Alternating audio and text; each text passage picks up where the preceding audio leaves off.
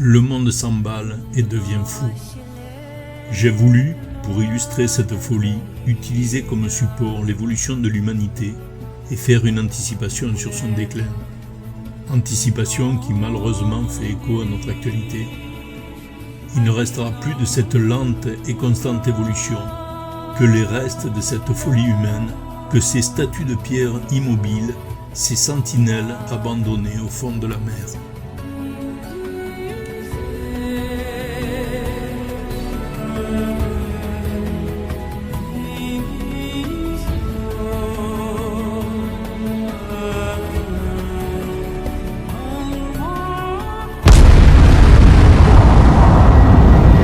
La grande aventure de la vie commence il y a 13,7 milliards d'années.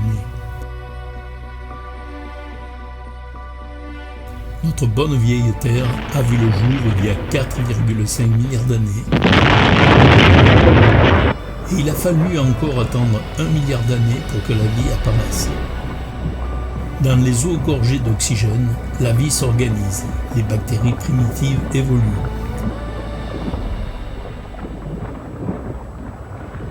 Il y a 410 millions d'années, la vie est sortie de l'eau.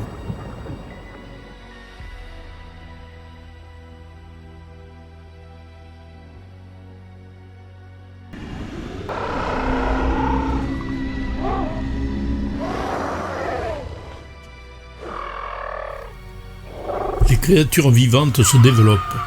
Nous sommes dans un monde peuplé de géants où les 1000 pattes font 2 mètres et les scorpions la taille des loups actuels. C'est le royaume des dinosaures qui ont régné sur la Terre pendant 150 millions d'années.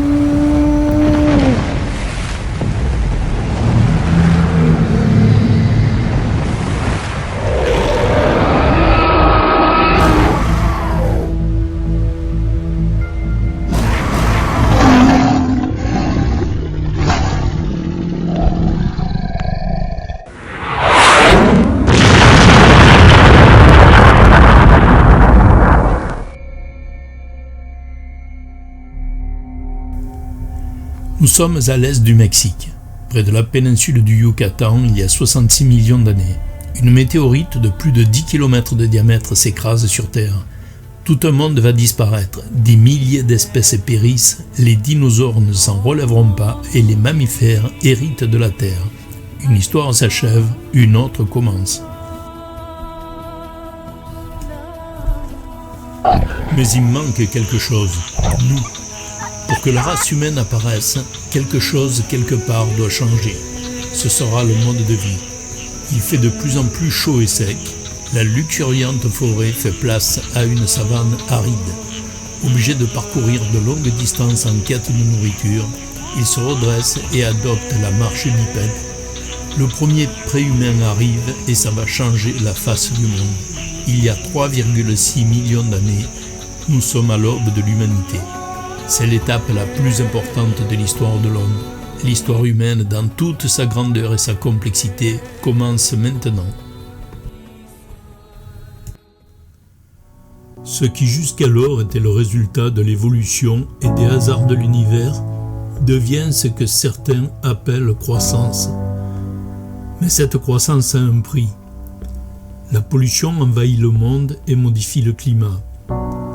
La surpopulation entraîne la pauvreté et la famine.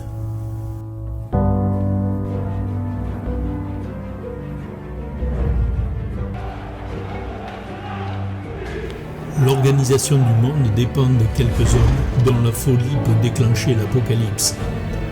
Boris Vian disait « Évolution inéluctable qui, parallèlement à ce grand courant partant du singe pour aboutir à l'homme, part de l'homme pour aboutir à l'imbécile. »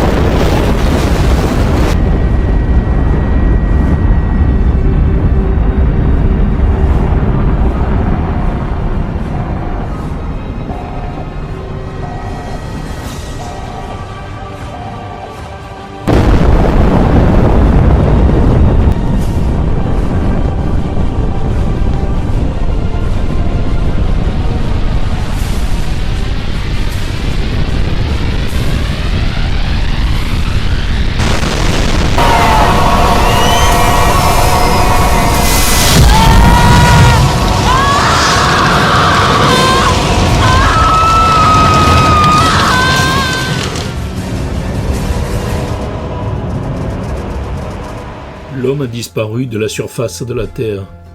Quelques heures ont suffi pour anéantir des millions d'années d'évolution. La végétation envahit les villes et recouvre les routes. La nature reprend ses droits.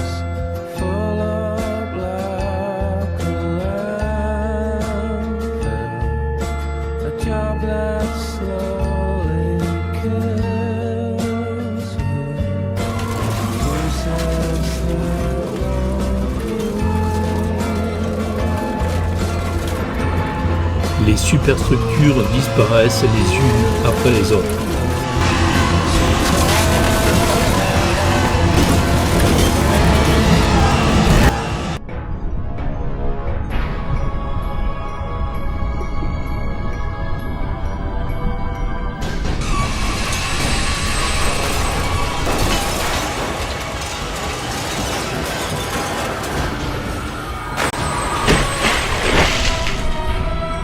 Seuls restent comme témoins de ce passé ces statues de pierre, ces sentinelles au fond de la mer.